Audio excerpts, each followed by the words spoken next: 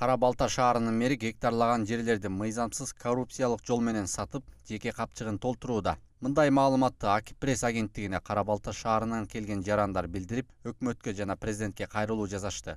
Бул биздин Акипресске келишке ушундай биздин жашаган жакта, биздин жүргөн Кара Балтада бизде ушундай невозможно болуп, коррупционер көбөйүп, өздөрүнүн кызматынан кыянаттыгынан пайдаланган үчүн айла жоктон келдик. Мисалы үчүн астыбыз 66дабыз, аркабыз 60ка чыктык. Дагы келе турган кишилер толтура. Финансынын жоктугунан биз пенсионербиз, эптеп өзүбүз такси жалдап келдик.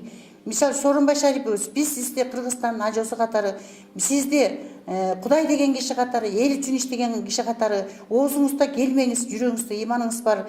Сиз ушунча жылдан бери карай ушу кызматты иштеп келатып, сизди таза коррупцияга малынган эмес деп кайрылып атабыз. Ошондой эле жашылдандыруу, курулуш, жол сыяктуу тендерлерде Данияр Шабдановго жакын адамдын компаниясы утуп, ага жумшалган акчалар жашыруун сол чөнтөккө сомолууда дешет. Ал эми бир топ социалдык объекттерди ремонттон өткөрүү үчүн шаардын бюджетинен акча каражаты бөлүнгөнү менен көпчүлүк имараттар эчен жылдан бери ремонт ишин көрбөгөндүктөн азыркы абалына мышыгыйлап жатат дейт мындагылар.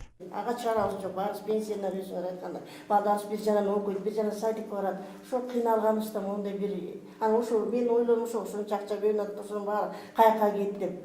Өзүбүз дагы аябай бейтап болуп атабыз, биз аябай кыйналыпчы.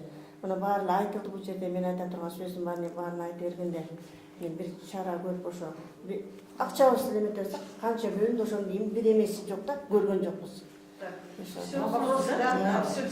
Шаардагы көйгөйлөр менен калаалыктар Данияр Шабдановго эчен ирет кайрылуу кылышкан. Бирок куруу убадалардан үмүтүн үзгөндөр калаа башчысына токтоосуз кылмыш иши козголсун дешет. Мунун компаниясы кайсы экенин унутуп калдым. Ошол 2011 же 12 экен, мен точно билбей жатам. Менин улардын колумда андай маалымат жок. Маалымат ал убакта бизге берчү эмес. Биздин адамдык касиетибизди деп эле биз кичитечи эмес вообще. Барсаң эле бар деп эле ошончо. Шабдановго нааразы болгондор айтып оозун жыйганча эле аркасынан мэрдин тарапташтары маалымат жыйын өткөрүштү. Алар Шабдановго карата айтылган сындар курулай доомат дешүүдө. Мыйзам түрүндө болсо ал киши алат эле комнатасын, кошуна комнатасын. Анан калган нерселер боюнча, конечно, туура маалымат берип, туура күнөөлөсө мэрия кандай болбосун дагы мэрияда. Мынтип эчтеке салынбай атат, парктын иши кургап атат деген нерсе андай болбойт. Bir катарда bir бак курап, калган бактардын баары тең жапжашыл болуп турган деген. Кара Балта өнүгүп атат, тазаланып атат. 46 жылдын ичинде жакшы жерге келди. Кара Балтада жашаган элдердин баары билишет кандай болчу кебитеси, азыркы кебитеси кандай болгонун. Берге келген максатыбыз бир айдан бери жанагы видеороликтер чыгып атат. Кара Балтанын элдери тиңде, Кара Балтада мафиозный коррупция бар жүрүп атат деп, анын баары калп нерселер.